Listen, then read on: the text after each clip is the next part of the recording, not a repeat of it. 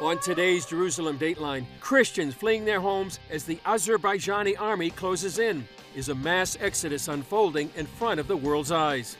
And one man's battle to present the truth about Israel, using social media to combat dangerous stereotypes. Plus, bonds of friendship between Israel and Papua New Guinea, the first Pacific Island nation to locate its embassy in Jerusalem. All this and more coming up on this edition of Jerusalem Dateline. Hello and welcome to Jerusalem Dateline. I'm Chris Mitchell. In a show of Israel's warming ties to Saudi Arabia, Tourism Minister Chaim Katz made an official visit this week to Riyadh. Tourism is a bridge to peace, he said. And Prime Minister Benjamin Netanyahu mentioned the development in a cabinet meeting. Yesterday, an Israeli minister, our friend Chaim Katz, shook hands in Saudi Arabia. There will be more visits soon. We've been flying over Saudi Arabia for several years now, and we're talking about connecting infrastructures. All this sounds unimaginable, but it didn't happen by itself. Meanwhile, Saudi Arabia's ambassador met with leaders of the Palestinian Authority this week. The Saudis have said they will only normalize ties with Israel if there is major progress made towards the creation of a Palestinian state. Well, it's a major boost in the U.S.-Israel friendship. The Biden administration announcing this week that Israelis can now travel to America for business or leisure without a visa. Israel's admission into the visa waiver program has been a major priority for Israeli leaders for years. Only a select group of mostly European and Asian countries are a part of the program. While the move will save Israeli travelers from a lot of paperwork, the U.S. says it will also help the two nations fight terror together. Some critics of the program say it's a potential security risk, since Israel may only be permitted to stop around 3% of Palestinian Americans for security reasons. The U.S. also will reportedly station observers at Israeli ports of entry to ensure Israel is not discriminating against Palestinian citizens. Turning now to Armenia, where a nightmare is unfolding. Thousands of Armenians are on the run following Azerbaijan's military takeover of their homeland. Armenia's prime minister has declared that ethnic cleansing is underway. More than 120,000 Armenians live in a landlocked enclave in Azerbaijan. Many fear this takeover will wipe out their Christian and ethnic history. George Thomas has the details. Azerbaijan's Muslim-majority forces seized control of the predominantly Armenian Christian territory of NagornoKarabakh last week. It was a nightmare. There are no words to describe. The village was heavily shelled. Almost no one is left in the village. Most people have been evacuated. The Blitz attack forcing nearly 14,000 refugees to cross into Armenia, with thousands more stuck in massive traffic jams at the only checkpoint crossing. Amidst all this, a massive explosion at a fuel depot killed 20 and injured more than 300 as refugees scrambled to get gas before escaping. Joe Velkamp is with the human rights group Christian Solidarity International. Our friends there told us that people in Karabakh are deciding, some of them, to try to have the bodies of their loved ones who were killed in this war taken to Armenia in refrigerated cars to be buried there. Because if they bury them in Karabakh, they won't be able to visit them ever again, and their graves might be desecrated by Azerbaijani forces. Nagorno-Karabakh is a landlocked region between Azerbaijan and Armenia. This is an area of Armenia, Nagorno-Karabakh, that has been contested for many years. It has historically been filled with Armenians, Armenian cultures, the Christian faith. While it's been internationally recognized as part of Azerbaijan, the area has been ruled by ethnic Armenians for 3 decades. 2 U.S. officials traveled to the region and met with Armenia's Prime Minister Monday. He told them ethnic cleansing is happening right now. We received word yesterday from our friends in Nagorno-Karabakh that essentially deportations are beginning of the entire Armenian population of Nagorno-Karabakh. Armenians are some of the first people in the world to embrace Christianity. Now there's concern their religious and ethnic history in Nagorno-Karabakh could be wiped out. population of ethnic Armenians in Nagorno-Karabakh should be able to remain in their homes in peace and dignity with respect for their rights and security if they choose to do so. Those who want to leave and return should be allowed safe passage. CBN contributor Chuck Holton, who has reported extensively from Armenia, warns Azerbaijan's ambitions don't stop at Nagorno-Karabakh's borders. The real concern here is that Azerbaijan is not going to stop by just taking over this one exclave. They're literally talking about taking all of Armenia. George Thomas, CBN News. They're called Confucius classrooms. 500 American schools are using a curriculum designed by China's Communist Party. Critics say the programs aim to indoctrinate students into believing that China is not a tyrannical country. Dale Hurd reports. China is believed to have spent at least $17 million establishing Confucius classrooms in 143 school districts across the U.S., teaching school children Beijing's view of the world. Confucius classrooms are the public school version of Confucius Institutes, Chinese government-financed cultural programs that operate on college campuses, like this one at George Mason University. But while Congress has cracked down on Confucius Institutes by targeting their funding, experts told the House Committee on Education and the Workforce that Confucius classrooms are operating with little or no oversight. This is an issue of national security. When you look at the indoctrination going on in our classrooms from several different perspectives, this is one of the most heinous. What they want to do is influence our children into believing that, no, it's a good system and China is a normal country that is not tyrannical. Confucius classrooms are presented to school districts as cultural exchange programs and the chance to learn the Mandarin language. But they're a project of the Chinese Communist government, and they teach young people the Chinese Communist Party view of politics and history. So they will not talk about sensitive issues such as what happened in Tiananmen Square in 1989. They will not talk about Taiwan, or when they talk about Taiwan, they will use the official version to say Taiwan is a province of China. You know, it always and always will be. And China is offering schools big money. Thomas Jefferson High School for Science and Technology in Fairfax County, Virginia, has reportedly disclosed that it's received at least $1 million in donations through the Confucius Classroom program. Nicole Neely, president of Parents Defending Education, also warns Confucius classrooms are operating near 20 military bases, influencing the children of American military personnel. To your question about the military bases, we don't know what is happening, and that to me is the most frightening part. Who are these employees? What do they have access to? And what is going back and forth, both going into the minds of our children and then what data is flowing out of these? That's a concern because Confucius classrooms also give the Chinese government access to data about the schools and the students. Dale Hurd, CBN News. Coming up, a prominent social media influencer speaks up for honest coverage of Israel.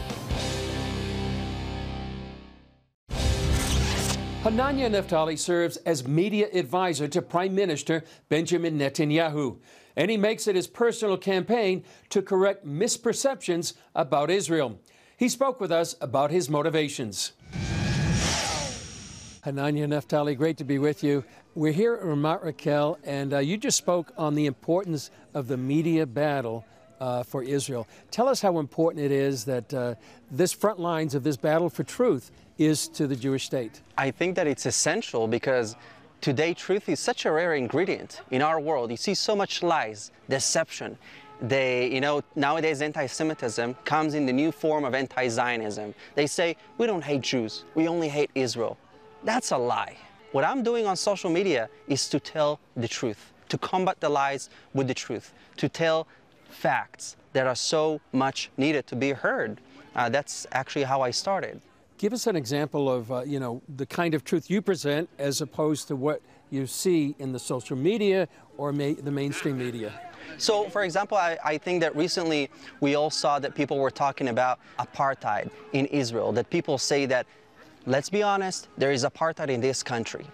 And the thing is that when you just take a walk, take a stroll on the Jaffa Street, you will see Muslims, Christians, Jews walking side by side together. Israeli Arabs, they enjoy freedom, equality. Israel is not perfect.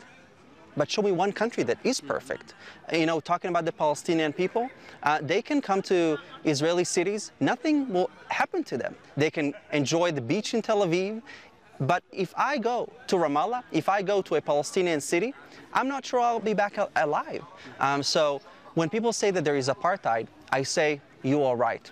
There is apartheid, but it is against us Israelis. Only because I have an Israeli passport, an Israeli ID, that prohibits me from going to Palestinian cities. While they, with the right permit, they can enjoy time in Israel. Yeah. Tell us what the platforms you use and what kind of response do you get from people that all over the world that really watch you and follow you? So I have to say social media was not natural for me, but when I served in the Israel Defense Forces, I saw that there is a need. I saw that they were calling us war criminals. I saw that they were telling me we're killing Palestinian people, and that was complete lies. I was not okay with that. So I said that I'm going to change that. I'm going to take action. I will do something about it. So I started to make videos about Israel. I said, okay, what can I do? Videos. Just like I fought Hamas terrorists in Gaza, today I fight anti-Israelism, terrorism on social media. So I think that an amazing example that I have is that I got one message from this guy in Lebanon that tells me he opens the window and he sees flags of Hezbollah.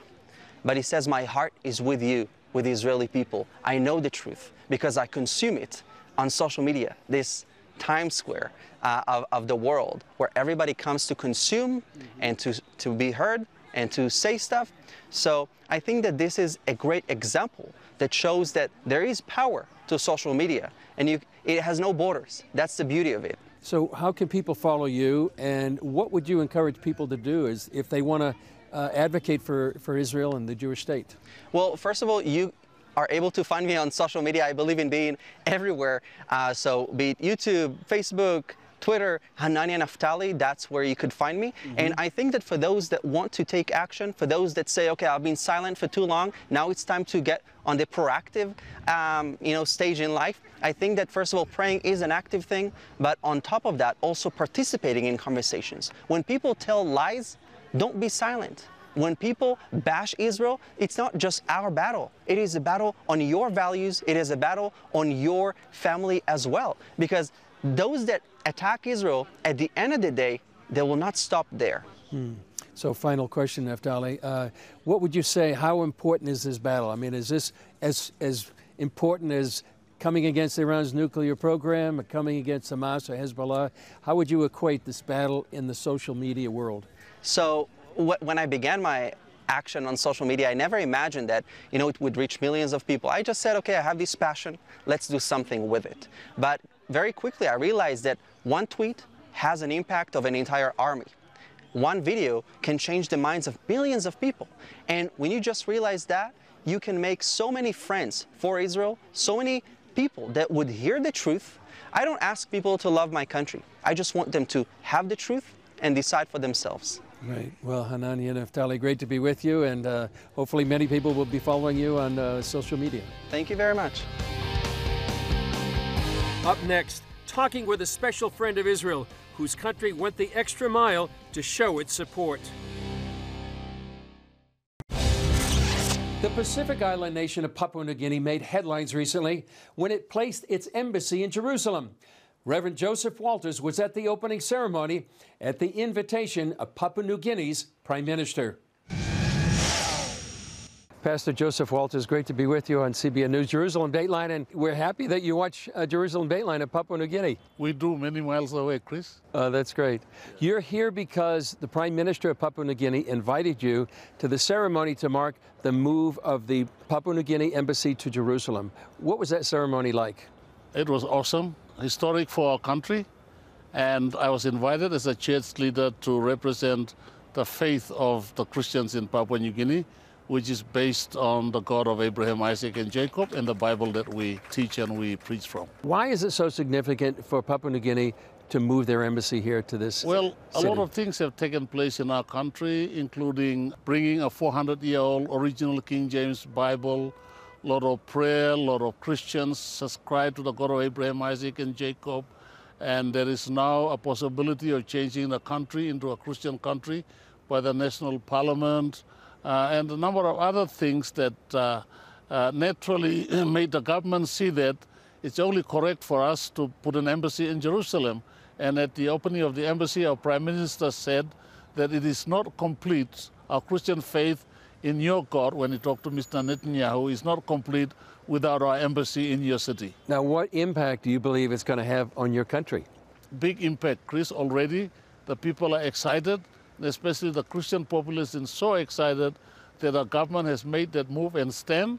And we believe that with our connections to Israel, the continued friendship we have, and the building of the embassy will bring blessings to us, as promised by God in Genesis 12, 2-3 to Father Abraham. Now, you've been here and meeting with some government officials, including Prime Minister Netanyahu.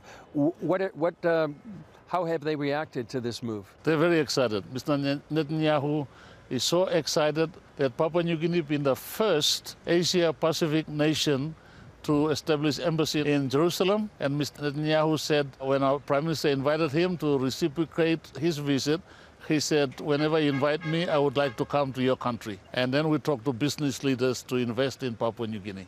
I mean, do you see this as an economic benefit to Papua New Guinea as well as to Israel? Big time for Papua New Guinea, economic, technology, health, power supplies, and whatever Israel can offer in the agriculture sector.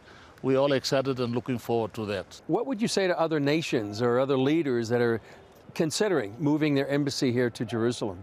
Well, I mean, if they are Christian leaders and they have Christian standing and faith, it's the right thing to do, Chris. It's the correct thing to do, to recognize that Jerusalem is God-appointed eternal capital of the nation of Israel. And so it would be right for them to move to or establish, if they haven't done yet, in the city of Jerusalem. Well, Pastor Walters, thanks for joining us on Jerusalem Dateline. And it's so exciting that the embassy of your country is here in Jerusalem. Thanks for having me. God bless. When we come back, one man's resilience of mind and spirit and the CBN friends who came along beside him. Hello, I'm Pastor Joseph Walters from Papua New Guinea. It's a nation in the Pacific just north of Australia, and you are watching Jerusalem Dateline. Thank you for watching Jerusalem Dateline. We're committed to providing you with unbiased reporting from the Holy Land. Through weekly broadcasts, podcasts, and online media, our vision is to reach millions around the globe with the true story of what's happening in Israel and the Middle East, all from a biblical and prophetic perspective. This is a big vision and is only made possible by the generous support of people like you. Call us toll-free at 1-800-700-7000 or go to cbn.com/Jerusalem Dateline and make a donation that will help spread the light of truth about Israel throughout the world. You've heard the saying, you can't keep a good man down. CBN Israel heard about an individual who had immigrated from Ukraine and needed some help. And thanks to support from CBN Partners, they were able to help give him a hand. Hear his remarkable story of resilience. As a young man growing up in Ukraine, Boris was an aspiring athlete, but a debilitating sporting accident caused Boris to lose the use of his legs over time. When I came to Israel, the doctors told me I needed surgery, but there was little chance that I would get better. The surgery didn't go well. It was a very difficult time. I was really depressed. I couldn't grasp it. I suddenly realized that the past was gone and I had no future. I had nothing I could hope for. With time, Boris learned to get around in the wheelchair, but on the inside, he was filled with anger and hopelessness. Over the years, Boris started having difficulty rolling his wheelchair for long distances. He preferred to stay at home, but that made him feel lonely. My shoulders were hurting from the constant strain. I couldn't go very far, and I couldn't talk to people. Your donations to CBN Israel provided help for Boris to get a special motorized chair, and now he is free to move around and help others. It was a blessing from God that He sent through you. We are one family, spread out in the world. I'm so thankful for the donors that provided this help. You can't put a price on selfless help. I just see God working through your support. All I can say is thank you. With Yom Kippur behind us, we're on the eve of the Jewish holiday known as Sukkot, or the Feast of Tabernacles. Take a look at this dramatic presentation of the biblical command to observe this festive holiday.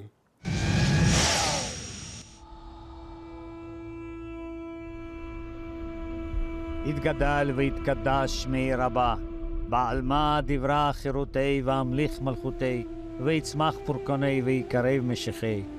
בחי חון ובמי חון וכל בית ישראל, בעגלה ובזמן קריב וימרא. You shall dwell in booths for 7 days, so that your generations may know that I made the people of Israel dwell in the desert, when I brought them out of the land of Egypt. You shall rejoice in the presence of the Lord your God 7 days. שמי רבה מבורך, לילה ולמיה על מיה יתברך, וישתבח ויתפאר ויתרמם ויתנשא, ויתהדר ויתעלה ויתהלל, שמך דקדושה. God displayed his presence to the people of Israel in the wilderness. Even so, they chose to turn astray and followed in the ways of other nations. God dispersed them throughout the peoples before bringing them back to his land.